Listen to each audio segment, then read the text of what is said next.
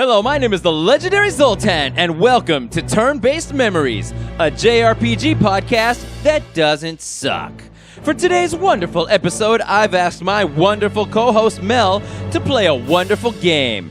At least I hope he'll think it's wonderful. It's Final Fantasy VI. You know, the FF6 that is on everyone's top 2 RPGs ever made list. Mel had never played it until now, but he already knew all the story spoilers. Is this going to be yet another disappointing game for Mel? Will having known the story beforehand ruin his experience? Can someone who is all about gameplay first and story second really fall in love with this game like everyone else did? Can Final Fantasy VI still live up to the hype today? We'll find out on this episode of Turn-Based Memories.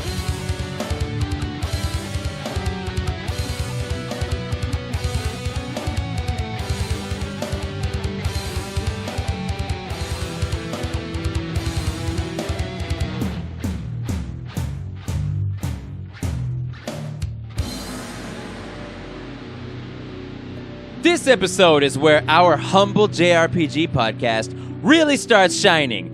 We're finally going to find out how much of Final Fantasy VI's popularity is due to good game design, how much is due to story, and how much is due to nostalgia. It's the PlayStation 4 era, and Mel is playing Final Fantasy VI for the first time. What's the first thing that could possibly impress him? It's got to be the opening credits. Beautiful music, a moody snowfield, and freaking mechs, dude. Yeah! Robot destruction, blow up some shit! Seriously, the graphics, music, and atmosphere are all at their best right from the start, and they do not let up. We've got Yoshitaka Amano, one of the least generic artists in the world, bringing his stylish character designs. We've got one of Nobuo Uematsu's most famous soundtracks, and we've got the god of fasteners himself, Tetsuya Nomura, as the graphical director. 3 amazing talents coming together to do what they do best. How can Mel not fall for this? Let's jump ahead to Castle Figaro.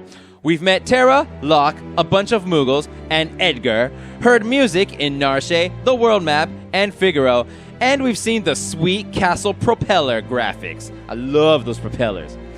And then Kefka shows up. That theme song! It transitions from mischievous to evil seamlessly while maintaining a circus clown show atmosphere throughout. That wild personality! The dude is walking in a desert and he stops to say, ahem, there's sand on my boots. That maniacal laugh. Whoa. Seriously, we need more flamboyant villains like this guy. I ask you again, how can Mel possibly not fall for this? Now let's talk about the gameplay. Since Mel is less about the grind than I am, I think he's going to dig this game because FF6 is not about grinding. It's about trying out different accessories and tactics. The only time I remember needing to grind was to survive the battle against Vargas in Mount Colts. When you start the game, it's just Terra, and she can't kill stuff with her sword, so you try out your fire spell, and everything dies. And you've got enough MP to cast 1,000,000 fire spells, so you're good until you get Edgar. Then you can auto-crossbow entire enemy formations until you get Gao. Have Gao learn the stray cat rage, and watch him cat scratch bosses right into their graves. On top of all these unique character abilities are the accessories, which are called relics in this game. They do all kinds of interesting things, such as boosting your magic damage by 25%, letting you walk faster outside of battles, allowing dual wielding of swords, giving characters the Dragoon's jump ability, giving you six-pack abs without having to give up any of your favorite foods. The list goes on and on. Much later on, there is a grind that you can partake in if you want. You can equip Espers, which will boost your stats when you level up while simultaneously teaching your characters magic spells. As you can see, despite there being a lack of a proper grind, I think this is an excellent game. I predict that Mel will love the music, love the graphics, love Kefka, love the Magitech armor, love the World of Ruin, love the character's innate abilities, and just love Final Fantasy VI overall. He's not a grind aficionado like me, so I can't imagine him having any real complaints other than how bare bones the script is and maybe the high encounter rate.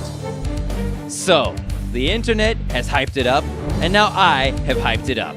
Now it's time for Mel to tell us if Final Fantasy VI really is one of the greatest RPGs ever made, or are all of us old school JRPG fans allowing nostalgia to influence our judgment? You know how Zoltan felt about Shadow Heart's Covenant back in episode 5? Oh my god! Oh my god! It's finally happening! It's happening! Okay, so I'm not quite on that level, but I'm close. It's impossible to avoid having absorbed some of this game just from gaming culture. People have been naming themselves after FF6 characters on the internet for fucking years. YouTube is clogged with remixes of Dancing Mad. But even so, I still learned a lot about Final Fantasy VI. Here's what I knew. I knew who Kefka was. I knew about the general plot structure. I knew about the opera scene. I knew about most of the music. I knew what the final boss encounter looked like. I knew you could suplex a train. Here's what I did not know. That this was truly an ensemble cast where no one character is really the central focus. I didn't know the battle system did an excellent job of reinforcing that notion of the ensemble cast. I didn't know how the Esper system worked, or really anything about the Esper's involvement in the plot, and I didn't know any of the details about the cast members or who most of them were. Final Fantasy VI quickly made me yearn for a modern retelling of the story because of how interesting some of these characters were. Initially, I was surprised to learn that I would play as so many characters, and worried that the character count would spread the cast too thin. I'm used to more modern RPGs where your cast is maybe 5 or 6 characters deep, at most. But Final Fantasy VI does a really impressive job justifying this large cast. Well, most of the cast. Gogo and Umaro are sort of just joke additions. Can we agree on that? That's not a controversial opinion, right? There's not some giant fan base for Go-Go, is there? Is there really that much to go on with this guy? Is he really that compelling of a character? And speaking of impressive, the Mode 7 graphics this time around put anything I'd played for turn-based memories to shame, and that goes triple for the music.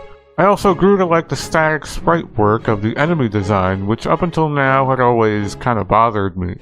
I never thought these unanimated JPEGs in old Final Fantasy games looked correct when compared to the animated sprites of the playable characters, but I think now I understand this. There's so much detail packed into the design, especially the bosses, that it's not so bad when they don't budge even an inch throughout combat. So what didn't you like? I hear you asking. Did the shopping bother you again, you big jerk? Was it too confusing? No, the shopping was fine. This time, I was bothered by just how overwhelming the amount of combat options that every character has. When you add in all the spells you can learn from the game's 50,000 Espers, I developed choice paralysis and just stuck to using a lot of the same attacks and spells. Gao learns way too many combat skills, and it doesn't help that I couldn't remember what 90% of them do during combat because they were all very unhelpfully named. Plus, having to manage and swap between most of the playable cast throughout the game means you have to keep a tremendous inventory of equipment. I don't know what to sell and what to keep. I've got a bus full of RPG heroes that all need swords, and they need helmets and rings and spells and sandwiches and shoes and juice boxes, and it's clear this game was designed to be worked on slowly and piece by piece over a summer by a child. I ain't got that kind of time, and most modern games realize this about its players. So toward the end, about the last third of the game, I started following a walkthrough, and I'm glad I did. Apparently, the final dungeon essentially requires you to hunt down and power up most of your party members in the world of Ruin. I figured I could pick the guys I like and stick with them, but you need to evenly train everyone, or mostly everyone, or you're going to spend hours struggling on some boss fights. And I did.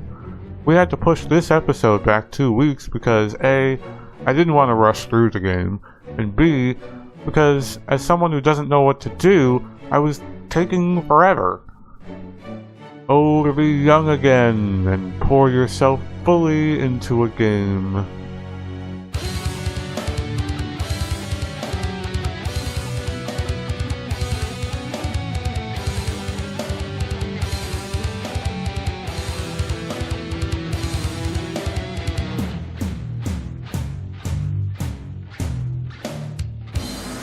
And welcome to the third segment of the 8th episode of Turn-Based Memories, where I will ask my wonderful co-host Mel a bunch of questions about his experience with Final Fantasy VI.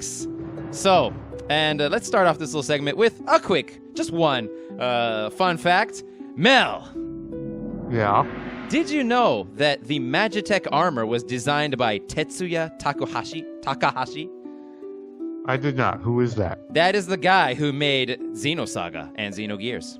Oh, dang. I did not know that name, and no, I didn't know that was that person made that armor. No. It's just kind of a interesting little tidbit that you know the one the one mech in the game is designed by the dude who made an entire series about mechs. About mechs. I like that. Okay, so first question. Did you play Final Fantasy VI when you played it in a room in quiet solitude? Yes, I played it on a computer monitor with a controller, using a D-pad, not like a keyboard or anything, and I didn't have anything else playing. It was focused all on the game, the music, everything like that. Okay, but also like were there like kids running around in the background? No. Okay, yeah, because I noticed that makes a huge difference when it comes to these games that have good stories. Like something I used to do in college is play Xenogears, and when nobody else was home, because it's just me, turn off all the lights, turn on Xenogears, make the freaking volume way loud, and just, let myself get enveloped in the story and the atmosphere. And I think the same thing. I did that a little bit in FF6 as well, and it kind of works on me. But if I can't do that, it works a lot less. Yeah, I think there's a lot of detail in this story, especially the script, which I don't know if this was one of your questions in coming down the line, is whether or not I played the, Ted Woolsey translation or the later translations. Because I think I played the earlier one where all the names are wrong. What? Wrong? They're... Okay, what's his name? Sabin or Mash? His name is Sabin in the English version. Correct. I played the one where he's Mash. Oh, what? Yeah, also I played the one where, what's another difference? They're not Espers, they're Genju. What the hell? I did not know any. Yeah. What is this? So is this a fan patch or something? It may have been of the emulated version, but this I think is the original SNES version. No? Yes? No? I wasn't sure. I didn't actually look that detail up beforehand, so I assumed, because in other Final Fantasy games, this is all before FF7 where the numbers got normalized across East and West, so I had assumed that this was Ted Woolsey, who did a lot of the early work for Final Fantasy localization. Yes. Just making a lot of goofy sort of kind of shitty decisions about the proper nouns. Yeah. I'm not sure if that was him in this case or if what I played is some bizarro version. It's 99% the same. Okay. But there are, it's not Phoenix Downs. It was actually spelled Phoenix, Phoenix.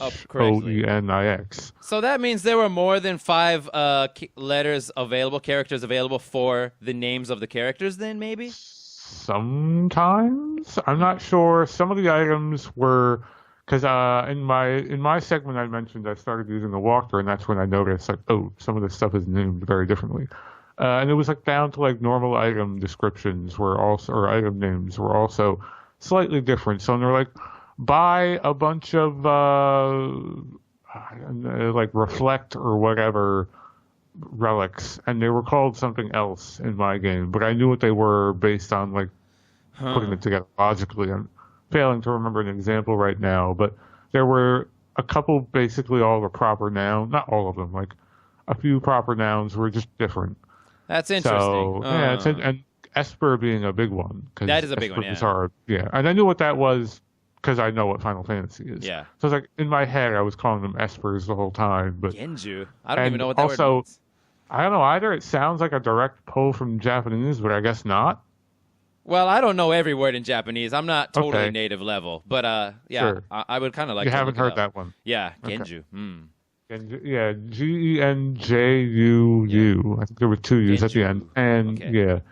And the other big one was, it's not Magicite in my game, it was Magic Rock, which sounds terrible. Yeah, that doesn't sound cool at all, right? Yeah. Yep. Why was that the revised version? You'd think Magic Rock would have been the bad version. They revised it to Magicite, but... Yeah, that's what I think. I think later, because this game was re-released several times. Yes. So I think in subsequent versions, they kind of normalized it to what the series began calling these things later on. And initially, these, like, Magic Rock, that sounds like an SNES thing. So, I don't know. I don't know. You played it on an SNES emulator, right? I played it on, yes, an SNES emulator. And I could look up the exact name of who published it, but... Well, that's fine. I just want to know what the title of the game was. Was it Final Fantasy 3 or Final Fantasy 6? I think it was titled Final Fantasy 3. Okay. Interesting. So, okay. Yeah. Then before I go on to the next, because I'm just curious, I'm just going to run down like the names of the characters real quick and tell me if any of them were different. Sure. Okay. Terra, Locke. Tina. Yes, that was what she was called in Japanese. They switched it to Tina. Okay. Okay. Locke. Yep. Locke is the same. Okay. Sabin was Mash, huh? Sabin was Mash. Edgar. Edgar was Edgar, yes. Cyan, sorry. Cyan was something very similar sounding. It was not cyan. It was in Japanese. It was cayenne, like the pepper. No, I'd have to look it up, but it was very close. It may have actually been that, yeah. Okay. Or maybe I was pronouncing it wrong. Mog, the Moogle. Mog is Mog. Yeah. Okay, Amaro Gogo you mentioned already. Yep. Who's left? Gao. Gao was Gao. Setzer is the same. Celeste, yes, I think that she was the same. The same. Okay. And who was the other one? Strago was the same, and Realm. The girl Realm, yeah, they're also the same. Okay. Interesting. So only a few. Yeah. Kind of weird. Yeah, the ones that are different in Japanese, Strago is pronounced Strago for sure in Japanese. It could be Strago or Strago in English. Realm is Realm in Japanese, which is weird. Mm-hmm. Celeste is Celise in Japanese, which I really think is cool, and I think that would have been a cool name. Yeah, I don't like Celeste. I want it to be Celeste or something else. And yeah, Terra is Tina, which I'm glad they went Terra because it sounds more like magical and stuff. Yeah, it does. Tina is too mundane. It sounds like a cheerleader's name. It's like naming a major character Bob. Yeah, exactly. In Highlight, the main character's name was Jim. That's right. Yeah. Okay. All right, let's move on. Important question in the tradition of turn-based memories. How was the shopping? Oh, the shopping. I really did like the fact that they indicated very clearly who could use what, and if it was an upgrade or a downgrade, and, it wasn't a giant pain in the ass to swap out the equipment or buy it or, buy multiples or any of that stuff. It was all very good, but, in my segment, managing that ballooning inventory because you Yeah. had to constantly keep track of everyone, and you would, unless you read ahead or were very familiar with the game beforehand, you wouldn't know when you were going to ditch your current party and then go over to your other party, Yeah. and then at random intervals, characters would and would not hang on to the equipment Yes. you gave them. That's They would right. just, and like sometimes they would hang on to the relics, and sometimes they wouldn't, or not the relics, the espers.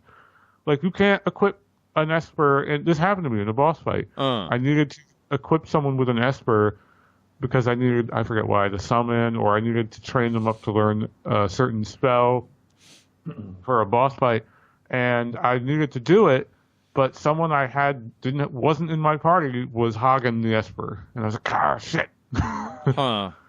That's pretty Yeah, funny. so that was weird in a way. I mean, it's not a big deal if you could just like kind of, I don't know, if you had more time, basically. But Yeah. the shopping itself, not bad. I didn't care for it. No? Actually. I mean, I was fine with. I mean, well, you've heard me talk about this before. One of my favorite parts of the game is the shopping, because that's supposed to be one of the points where you kind of tease the player. Look at all this cool stuff you could have. And so one thing they don't do in this game is put stuff that's way out of your budget in like the early shops or anything That's true. to look forward to, which is kind of a bummer. And also because this game doesn't have a grind in my opinion. You could if you want, but it seems kind of pointless. You know, if you are to grind like the way that I normally would grind, which is to buy the best stuff for everyone before moving on, it's kind of boring because you're not grinding for like the next equipment upgrade. You're just grinding for more money to buy more copies of the same sword for all your other party members, and it's just not. Yeah, it's not engaging for me. That's true. Yeah, the shopping itself got bogged down because I would forget. Can I sell this sword? Like I said in my segment, can I Yeah. sell this sword, this dumb helmet? I know I've had this helmet forever, but is it sort of the best helmet I have right now for someone who currently has no equipment up, on them? So everything looks like an upgrade when I go to the shop, little up arrow, and they're dancing Yeah. up and down. And I'm like, well, I understand you can wear it, and I understand it's better than no helmet, but is this the best helmet I have? You're not in my party right now. I can't check and equip it on you. Yeah. Even though you don't, I agree the UI for in the shopping is just fine, and you don't need to, go in and out of venues too much. But once you get out of the shopping, you have to go in and out of venues a lot because of all the different Really party do. members. You really do. It was better in this game than the previous Final Fantasy game we played because the menus don't animate like whoop boo, like the way Yeah. they move Yeah. in the other one, which just made them take forever. Yeah. And there is cursor memory, which I like. It can be annoying, but if you get used to it and you get efficient with the game, I like cursor memory generally speaking. So do I. Yeah. And that helped with like just getting in there quick and healing up the party. And but yeah, you are finicking around a lot with like the espers, and Yeah. I didn't realize there was a sub screen that you could sort of until after I beat the game, because I looked at like I briefly looked at like a 100% playthrough just very briefly to see some of the things I didn't do. And they were like checking all of the stats on a weapon. I think they pressed to the left when they highlighted a weapon in your inventory, and it showed like all the stats on that weapon. I was like, what? I didn't know that was a thing. Yeah. There are some like hidden menu commands in this Yes. game that they give no indication that they exist. I didn't know for the longest time how to move my characters up and backward in the row when out of combat. Yeah. Because I there's knew how to do it in combat. Yeah. Yeah. I can't remember. Do they stay in that formation when you move them during the combat, or do they go back on the No. next battle? They go back because Yeah. the game assumes you're just doing like an on-the-fly adjustment, and then Yeah. it's like, well, if you want it that way forever, you would change it in the menu. But Yeah. I wasn't doing that because I didn't know how. You just push left, and then you can start moving. Yeah, and their little portrait just scoots over, and I'm just like, well, there's no fucking indication that's a thing. Found out by accident. Okay. What were some of your favorite songs in the game? Tons of good music, right? Oh man, dude. I mean, there's the obvious ones that we've all heard before, Dancing Mad and some of the, but Realms theme you like is that one? really impressive because it's not quite like music I've heard on an SNES before. It's really kind of elegant and I mean, I don't know, I'm kind of lacking the words to describe it, but if you've heard it, you know what I'm talking about. Yeah. It's just really nice in a way that you don't hear a lot of that sort of type of music, and it's like, ooh, I didn't quite know an SNES could make sounds like that. So that's a candidate that sticks out in my mind of, I didn't know. And what's the town with the haunted mansion? Jadora? Was it Jador? Yeah. Jador? That town music is pretty cool. That got stuck awesome. in my head. That's the one that goes da da da da da da da da da. Is that the one? Yes. I love that song too. I like that song a lot. Yeah, that track. And then of course, the big overture pieces and the harp piece at the end is really good. That's the standard Final Fantasy stuff. Yeah. But yeah, no complaints on the music. A+ soundtrack. Totally. Yeah. Despite being a musician myself and being a huge fan of the FF6 soundtrack, I'm actually not into Dancing Mad all that much. And I'm trying to understand what exactly the appeal is because it doesn't have a lot of catchy melodies or long flowing melodies. It is just a very long epic piece, and is that all it takes? Because usually old school RPG fans who like old school RPG soundtracks complain about how new RPGs go a little too cinematic, where they just do random string chords and stuff, and there's no real there's effects, but there aren't really melodies, and that song was the least melodic. I thought. I'm just I'm going off memory here. I've heard it many times. You're right.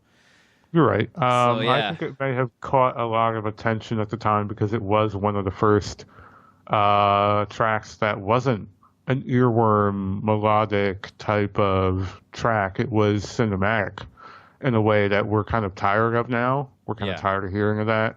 And games trying to be movies. And this was a game that was kind of on the forefront of trying to be more like a movie with the dramatic and themes and the way characters got very emotional sometimes, and it was all very,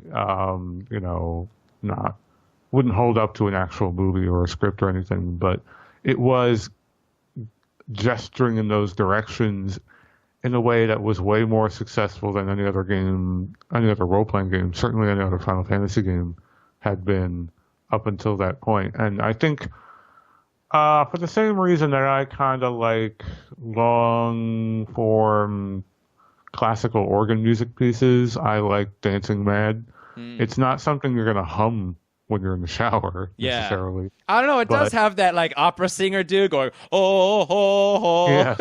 which is kind of fun. I like that part.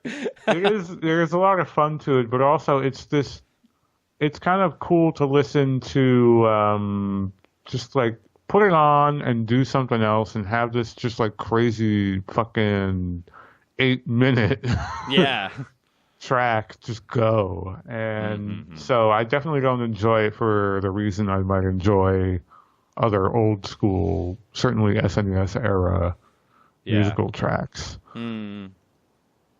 That's probably the reason other people like it as well, I guess. Yeah. Yeah, it doesn't grab me as much as the other songs. My favorite songs are, I don't know, the boss battle, the regular battle, Narshe, and the opera song. Not the one during the singing, where you choose the lines where it has lyrics. Just when the opera starts, the beginning of it. From that part on, I really like that song a lot. In fact, so I didn't, and this is something I didn't put in my script. I didn't know. I thought I knew a lot more about this game than I did. Okay. Turns out, I knew that opera scene was in the game. I didn't know it was a stage play. I thought the game was being honest, this is actually happening in the events of the game, not someone's putting on a show. No, it's actually just an opera. It's just a stage show, and the character is not that person in a castle throwing the bouquet or whatever. I thought those were all real events taking place literally in the game. So you thought they turned like the story into a musical where they actually start singing in the middle of the story? Well, no, I didn't know the conceit of that scene. Okay, I thought whenever I saw clips of the opera scene, I thought there was just like, I don't know, they got real cinematic and there was some singing in the middle of the game or something. Okay. I don't know. And I certainly didn't know anything about the part where you have to pick remember your lines. Yes. I was like, oh shit. That was genius. That was genius. So that fell on me like for the first time legit. Like that was like, I had no warning about that, and that was really cool. Like good. I've said this before about some of the other games we played. Like this game is trying some stuff, and it's working. Yeah, this game's succeeding a lot more than Final Fantasy IV for certain. Yes. Awesome. Okay, who are your favorite characters? Because everybody loves the characters in Final Fantasy VI, and most people like them for story reasons, but whatever reason, I'd like to hear what your reasons are. And if it's because of, well, I'll ask first. Is it because of their battle abilities, or do you like them for other reasons? I was going to say, as you were asking that question, should I answer? Because I have kind of a dancing between like both. Okay. I certainly like some characters for their battle abilities more than I like them for their story and vice versa. Like, I think Cyan is a really cool character. He's As a terrible story.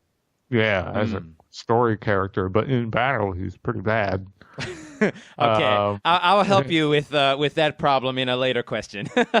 Sure. I think Gao is a really strong gameplay character, but I didn't give a shit about his background. Actually, that's a lie. Toward the end, when you find out he's got like an estranged father, that's kind of cool. Yeah. That was actually pretty touching. Okay, so let's go story reasons first. Who are your favorite? All right. Story reasons. I think Terra has a really wonderful arc. I didn't care about Setzer so much. It's not there. So I'll just say the ones I really liked. I liked Terra. I liked Cyan a lot. Did I really give a shit about Edgar or Sabin? Not really. I'm just going to go with Cyan and Terra. For story reasons, those are your two favorites. For story. Yeah, those are my two favorites because I think they had the ones that resonated with me the most. You know, you'd think that as me being the person asking the questions, you'd think that I would have thought about that myself, but I didn't. Like, I mean, either. I know who my favorite characters are, but it's not. I just realized I don't care about any of their stories. Oh, not at all? Really? I mean, I liked the stories, but the people I always chose were the people who had good abilities. Sure. And yeah. Okay, who are your favorites for battle? Battle, the ones if I could pick 4 and not have to ever swap out like the game wants you to do all the time, it would probably be Edgar, Sabin, Gao, maybe, and either Terra or Celeste. Jeez, we have almost identical best parties, man. I think those are... I haven't checked, but I'm going to guess those are like the universally considered best characters. Yeah, definitely a lot of people like Sabin and Edgar for sure. I hear those names a lot. Yeah, Sabin and Edgar they got amazing abilities. They're fun to use. They're easy to use. They're not like a hassle, even though Sabin's button inputs are kind of annoying. But they're fun. And Edgar's just like point and shoot. Just don't worry about it. He'll take care of it. Yeah. Gao is kind of fun because he's got abilities that, even though I didn't know what they did half the time, they were fun to use. And they seemed really effective. Yeah. And then just some good healer. Didn't matter who. Celeste or Terra were the two best ones, so I tended to pick whoever was available. And magic damage, they were also good at that too. Strago I didn't like because I didn't build him up enough for his lore to work. Realm, I think, is kind of universally considered pretty bad as a character goes. Maybe not. Maybe I just didn't know what to do with her. Setzer, I didn't know how to use that guy effectively either. Umaru and Gogo, I didn't unlock. I knew what they were because I looked through, like I said, some videos after the fact to just like get a Yeah. bigger picture on all the characters. So I couldn't really speak accurately to those guys. And I don't think I'm forgetting anyone, but Gogo is just a copy character, in case. yeah, you didn't he's know. a gimmick. He's a gimmick character or woman. We don't know like the two is a man or a woman. Like, Yeah, it they're like, says "Ooh, it in who the is it?" description. Yeah, yeah. So yeah. Okay, And and Umaro is just like a damage dealer. Who cares? yeah, he fights on his own too. And so you mentioned in your segment that because of all the various combat options, just things that people can do. You said you ended up using the same abilities over and over again. So was it just those characters like sub ability, like the tools and the blitz, and Yeah. was it just those? Yeah. Once I learned, oh, this is a game where you don't just press attack over and over. Yeah, they want it's you not. to. Yeah, it's not super not that. You almost never directly attack with your weapon in this game. When I realized that, and I realized how potent, like especially Edgar's tools are, I was like, oh shit. Like, let me just do this. Well, there's no reason not to use the auto crossbow or whatever it's called, or bio blaster or whatever the hell it's called. Yeah, that's right. Yeah. And certain magic spells, I didn't train up. I didn't actually. I wasn't paying enough attention. I didn't know how the espers trained up to give you new spells until like later on, and by then I wasn't doing it effectively, and I certainly wasn't hunting down all of the espers. Yeah. But there's a lot. There's so Yeah. many. They just throw them at you with like wheelbarrows full at some point in the story, and I'm just like, Yeah. Jesus. Here's 7 more. Get to Yeah, it. here's 7 more, and they're all kind of similar.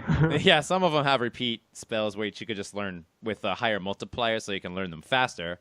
Oh, is that what that is? The multipliers, you learn them quicker? Yeah, so at the end of battle you get such and such magic points, a number of magic points at the end of battle. Yeah, I always thought that just had to do with Terra's transform ability, which I also didn't know how to use very effectively. Okay, yeah, so that's a hidden mechanic in the game that, yes, the more magic points you get over the course of the game, it affects her transform ability. But no, the magic points are what help you learn the spells. And so if you get 1 magic point, you get that 1 magic point times whatever the multiplier is. So, Oh, shit. so if you get like a times 5, you'll be done like in, 10 or 20 battles. That's super obvious now that you put it that way. Yeah. That's cool. I mean, yeah. When I was watching a video, I noticed the guy swapping through the espers people had on a lot to. I think it was like a 100% run or something. And I was like, oh yeah, I guess that's what you're kind of supposed to do if you're going to be a completionist.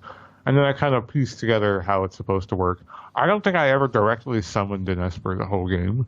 But yeah. I also read in the walkthrough that that's not very effective anyway. So Yeah, they're not very good. they're just like you mentioned. There's so many combat options. There are just so many ways to, and of course, that means there are also ways to break the game. There's so many ways to Yeah. do it.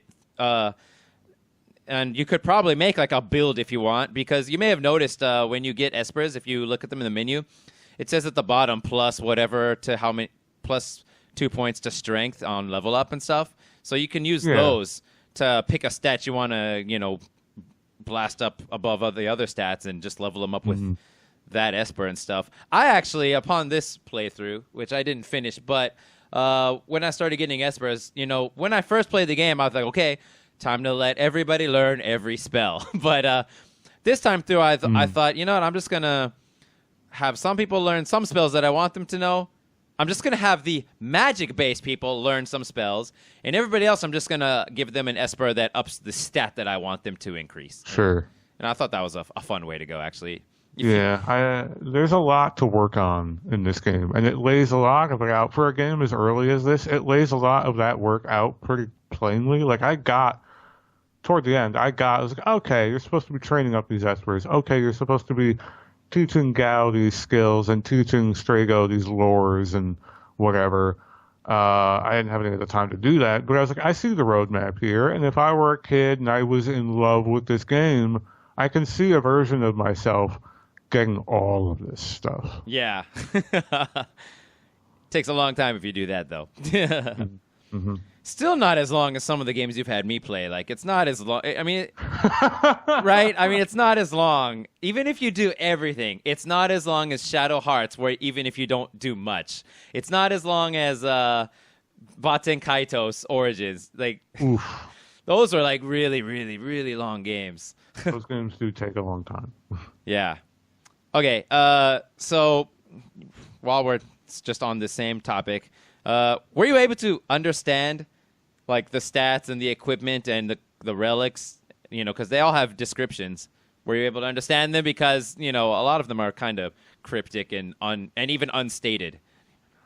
I felt like I was able to understand the ones that I needed. So, like, I knew the one that was, like, reflect. And I guess some of this is just coming into Final Fantasy with some prior knowledge. But there were a lot of, I don't know if gimmick is the right word, but gimmick boss fights where you put this one defense type item on, or you have all your characters have this one status effect on them, and the boss is, like, a joke. Yeah. And I guess if you are very familiar with this game or generally Final Fantasy, that would be very apparent to you. Like, there are a lot of characters who are incredibly difficult, but they only do physical. So, make yourself invisible. They can't hit you. Yeah. I see what you mean. But as far as picking out relics, I always felt like going to the relic shop was my least favorite part of shopping because I never knew. It was always the most vague. So I guess in a way you're right. Like, it wasn't. Yeah. It was the least clear part of what I was doing in my inventory, and I never felt fully satisfied with equipping stuff, like what I had equipped on my characters at any given time. Like, I never felt like I'm prepared now, and also that was a factor because I didn't have enough money to buy like one relic of every type for every character. So I often just had like a real hodgepodge in my inventory. Yeah. The relics were pretty expensive right from the beginning, and they kind of were, yeah. Yeah, and a lot of them don't say the right thing. For example, was it the jewel ring? I think that says it protects from petrify and blindness. I think. But it doesn't actually protect from blindness. It only protects from petrify. Oh, wow. There are bugs in this game, as I read after when I started using the walkthrough. This was the notorious evade bug. Yes. The game where evade didn't work. It was all tied to your magical block. That's right. Okay, you found that. I found that only because, I had heard of that, but prior to starting this, I couldn't have told you which Final Fantasy that was a part of. This one. This one. Yeah, this one. So that stat is like totally a write-off. Yes. And blindness and there are other is bugs. Irrelevant too. If you get blinded, it doesn't make you less likely to hit them either. Oh, is it? Oh, I didn't know that. I always went around curing my blindness. I didn't know that one. I must have missed that part of the walkthrough. Yeah, and like another one, I think it was the Atlas armlet that says it raises fight damage. And so I always thought it just makes your fight command stronger. But it actually makes all physical attacks 25% stronger. Oh, I was going to say, I hope that one wasn't useless too, because I wore that one a lot. Yeah, no. And so you said you had a hard time making like cyan useful and stuff. And yeah, once you know what the mechanics are, then it's not that hard. So for example, it turns out all of Cyan's sword techs are unrelated to the power of the sword you're using. In other words, you don't need to buy him new swords throughout the entire game. How dumb is that? That sounds like an old school Final Fantasy thing to me. That sounds weird to me. But so like there's that, and then a lot of them, some of them, I don't know how many, are actually magic based, and like, but he still hits them with the sword, so you wouldn't have known it. So the only way to make it stronger is to increase your magic attack, which is to use like the earring relic and stuff. Yeah.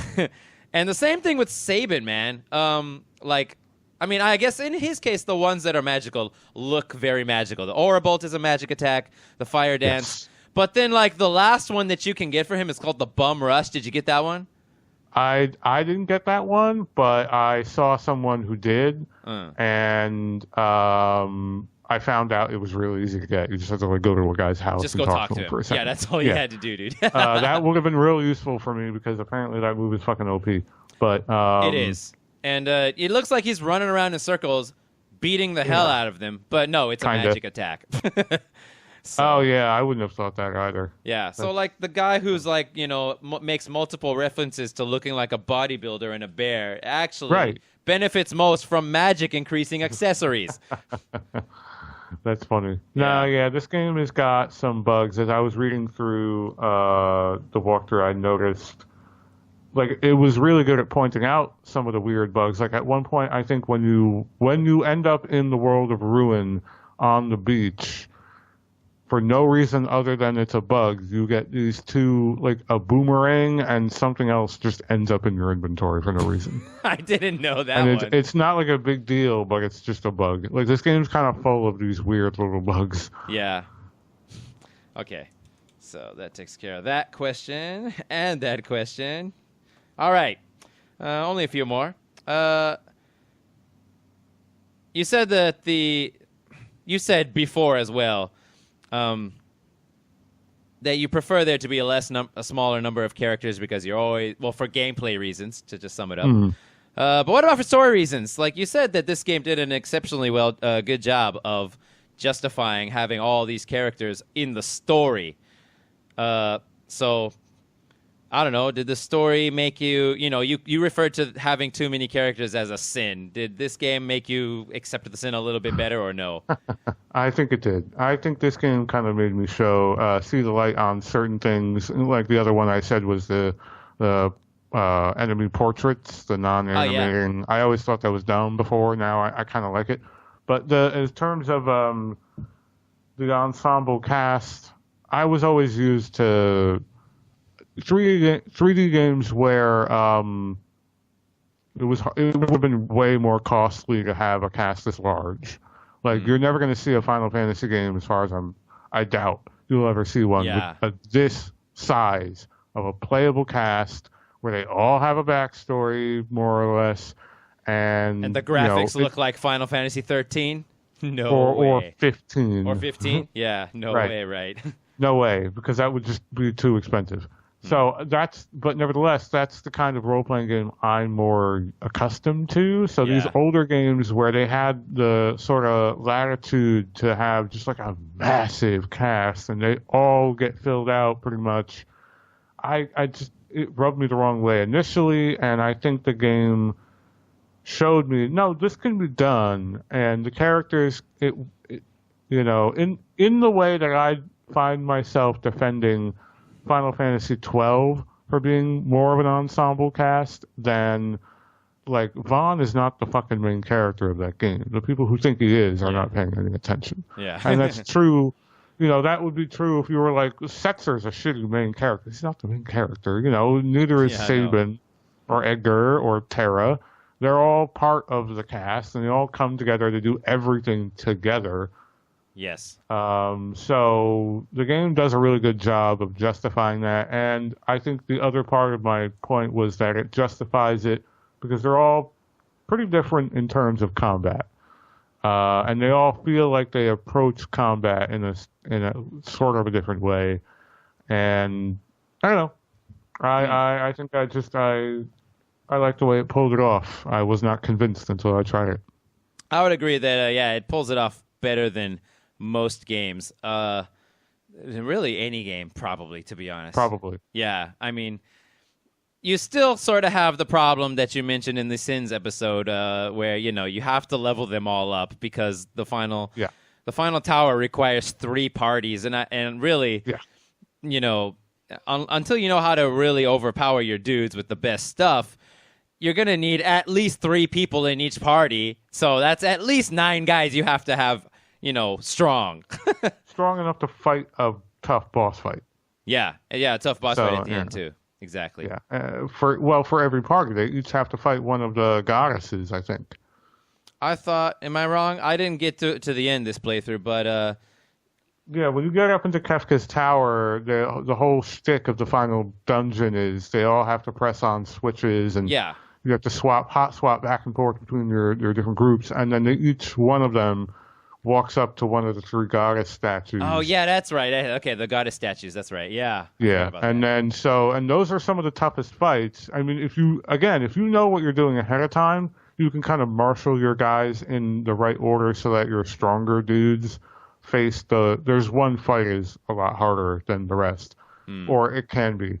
And if you know what you're doing ahead of time, or if you're following a walkthrough or whatever, or you have all the time in the world to fucking level up, you Yeah. can put your guys in the right order. But if you don't, and you're just like, pick three teams, and it's like, well, shit, I only got four good guys. Yeah. Put all of them in one team or like divide them up? What do you do? I never found Tara because you can find Tara, but do you know to go back there a second time to actually recruit her? I don't know. Like, you've got to really play around with the game a lot when it opens up in the last like half, and which is great, just not when you're on a time constraint and when maybe some of it you're not sure about where you're going. But following the walkthrough I had a lot of fun. This game overall, I would say, is like I said in my segment, I really could picture what this game might be like in the imaginary world where this was all given like modern day production values, which is never going to happen.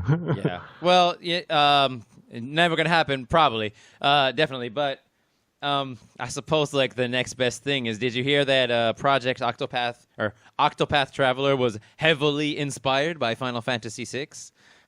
I believe it, and I actually bought and started playing maybe an hour, just like an hour of it. Okay, so now you'll And see the connections then. yeah, and I was like, this is really good timing. Exactly. Yeah. I'm really interested in that game too. I would like to have it. If you said you didn't have a Switch, right? Yeah, so that's the problem. Yeah. Well, I would recommend it when you do. You'd recommend the game? The game, yes, and the Switch generally, but whenever you do get a Switch, I would recommend the game. Yes. It's time. Babies. I know. What can Yeah. I say? All right. Just a few more things to ask you. So you knew nearly every spoiler in the game before playing it. Were there any real surprises or impactful moments? Yeah, I mean, like I said, the opera scene, I thought that was an actual part of the real game's plot and not like a stage play. Man, what So that kind was of a big game one. would this be? That's just a really great idea that you had there. I mean, there have been games where they just have songs in the middle of the story, but Sure. oh man, if that was the game and that was the story and that was the song, that would be kind of amazing to me. I mean, it made sense to me. I was like, it's a fantasy game. They're getting all like kind of artsy-fartsy with it, sorta, and there's a big wistful opera song on a castle top. Sure. Yeah. I kind of wish they did that actually now that I've heard the idea. It's pretty cool. So that was maybe one of the bigger surprises that was just a stage play. The other one, That was about yeah, it.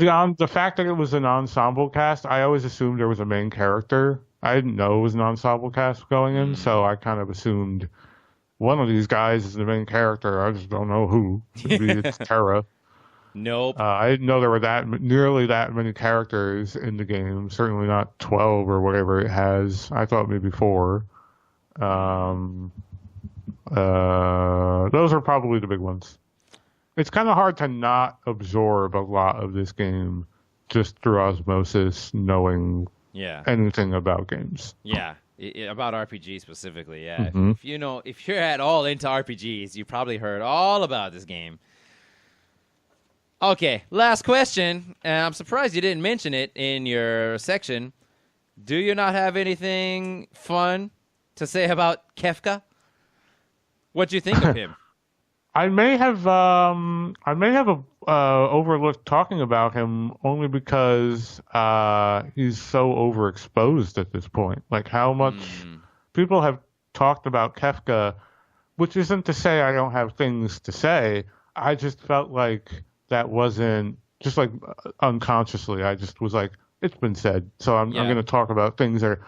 But yeah, generally, I think Kefka's a really cool villain. Kind of trying to put myself in the shoes where I haven't heard of the game, having this kind of lackey weirdo guy rise up to become this antichrist, destroyer of worlds, maniac, Joker style villain is really a cool arc, and he's got this total like unpredictability about him. The way he kills that general, what's his name in the town? Leo or whatever. General That Leo. was kind of like, I didn't know about that scene, so I guess as per your other question, that was kind of a surprise. I was like, ooh, that was kind of effective. Like they kind of ramped it up in just the right way. It's like, shit, he just killed a dude. Yeah. So that was cool. And they let you play as that guy briefly beforehand, and you're like, oh, he's a good guy. Ooh. And then they fucking kill him. Yep. But yeah, Kefka, a very effective villain, a very, it works with that older style of villains who just want to destroy the world, because normally that method is really one note and boring. But when you make a character who is as unhinged as Kefka, it makes enough sense to where it doesn't seem so like Saturday morning cartoon, where the villain is just this evil guy, whatever, and he's very intelligent, but he's evil and just he wants to see chaos. Blah. Like Kefka's a psycho. Yeah, and he does it more comically. Reason with this guy. He wants to destroy the concept of hope and future because he's insane. Yeah, and he does it with a more colorful and comical. He does. There's like effective. I don't know how much of the scripting was changed in the two versions that I played. I don't think very much, but he was a pretty effectively like strange dude. Did you get the line "son of a submariner" in there? In your version? No, I think this is the one where it was not that version. Oh man! So again, I don't know if I got an earlier or a later version. I don't know either. Yeah, I'd never heard of the translation that you cursed a lot in the version I played. Like real swear words? Yeah, he said "son of a bitch" at least 3 or 4 times. Okay, bitch, yeah. He might have said son of a bitch in the regular version. I can't remember now. And ass, I think at least once. Actually, no, I don't think there were any swear words. Ass. So, ass. I don't know if that was like maybe I played a later one. Like, I was trying to guess at which version, because I know the son of a submariner line. I've heard that before. Yeah, it's a famous line, yeah. It is, it really is. But, no, I didn't see that. I think he just says, you son of a bitch. Huh. That must have been it, yeah. He probably switched it to son of a bitch, yeah. Huh. Yeah. Okay. So wrap that all up into a ball and put a bow on it and answer the question, is Final Fantasy VI one of the 2 best games ever created? Oh my god, what a hard question. Oh my god, you're going to put me on the spot right now. Well, I can give you my answer if you want, as an old school RPG go first. fan. Okay.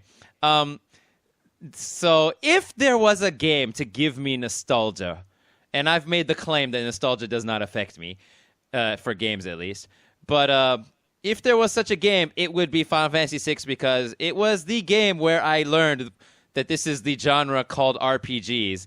And I was in high school at the time, 17 years old or so when I first played it. And it's like the first, quote-unquote really good RPG that I ever played. I played Legend of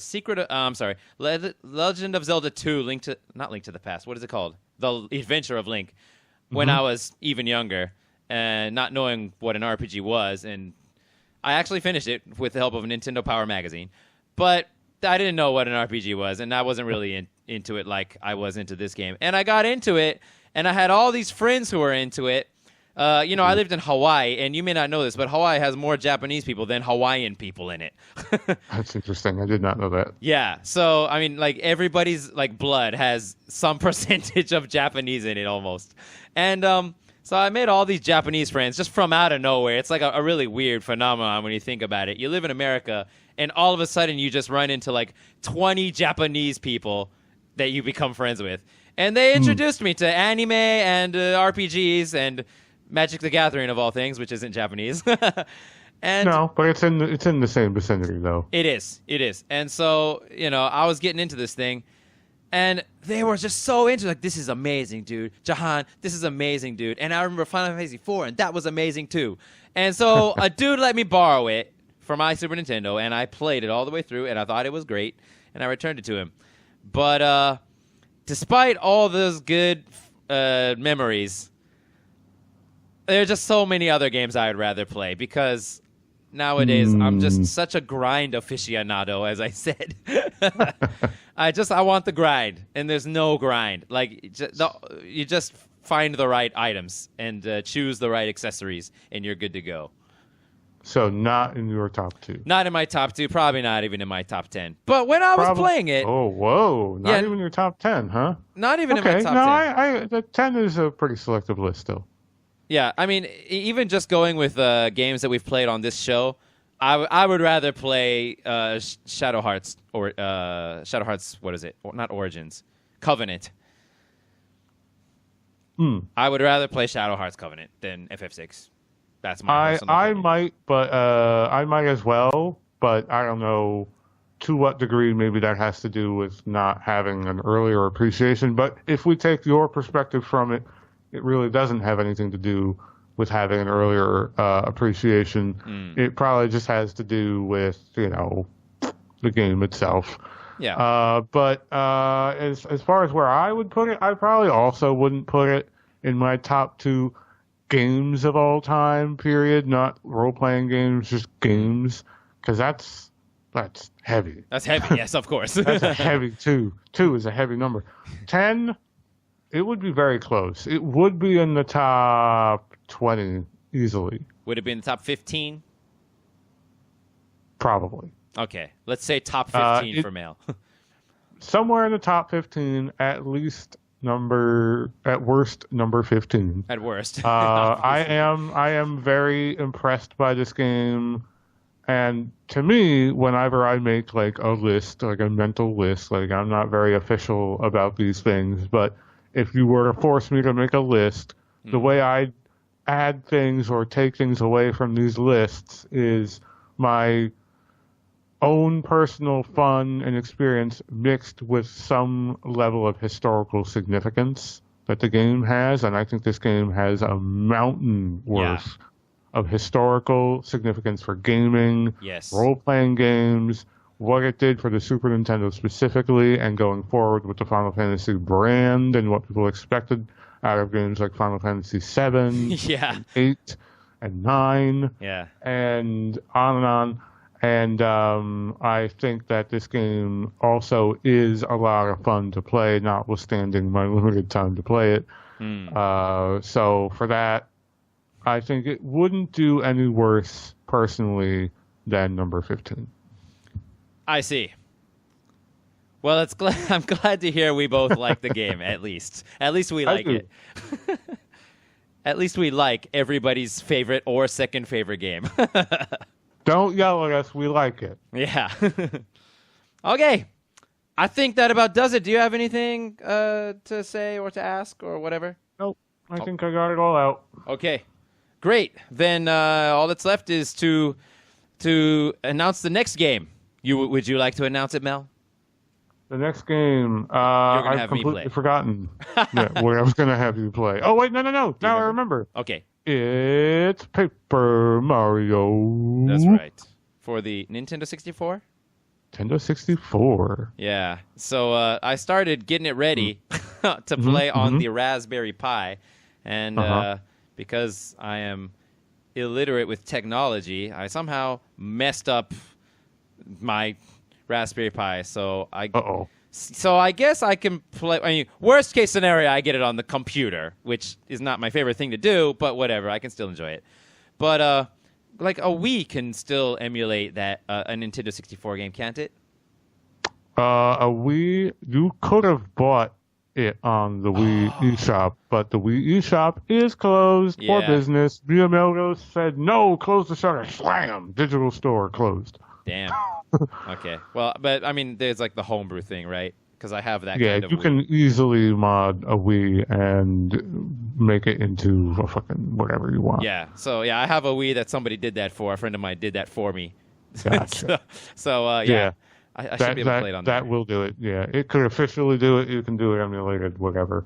Yeah, that'll be interesting. I'm very curious to see where you. So, you asked me what my experience was with Final Fantasy VI going, and what, if any, experience do you have with Paper Mario?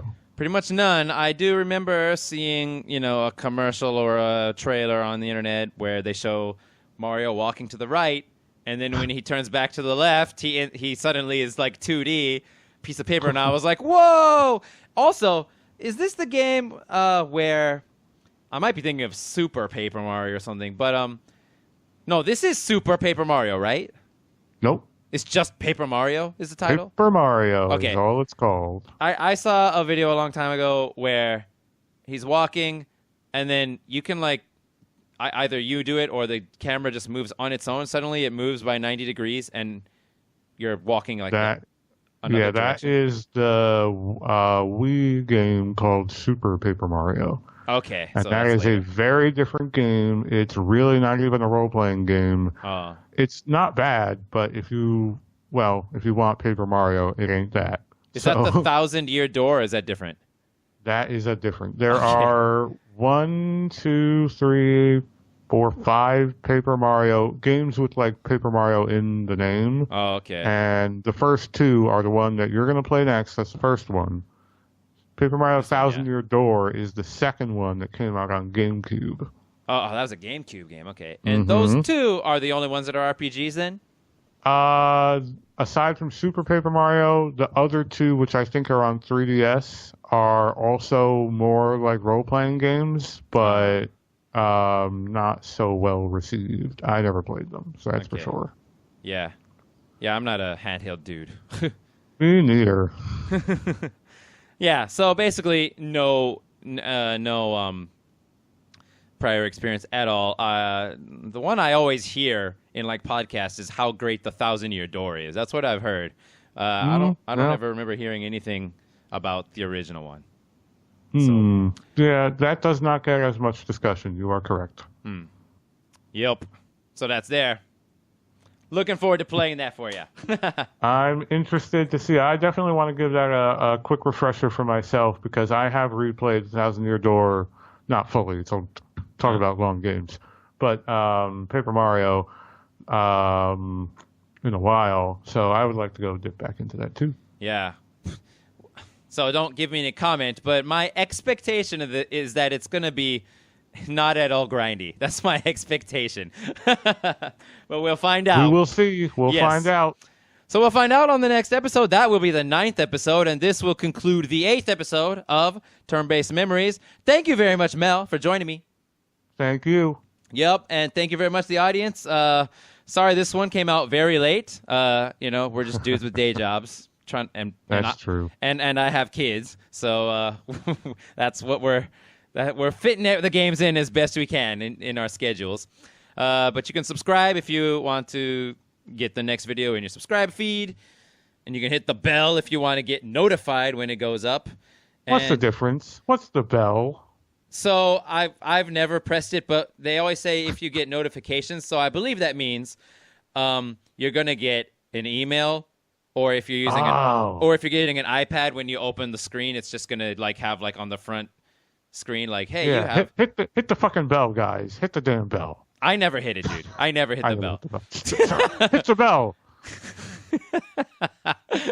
Well, what's your obsession with the bell, Mel? I don't get it. Yeah, I don't know. I just use the freaking subscribe, and then when I'm in the mood to watch videos, I just look at my subscription feed and I see them all there. So Do whatever you like. Yeah. Bookmark our page. I don't care. Just watch the video. Yeah. So, and if you know any people who like FF6 or JRPG podcasts, let them know about the show.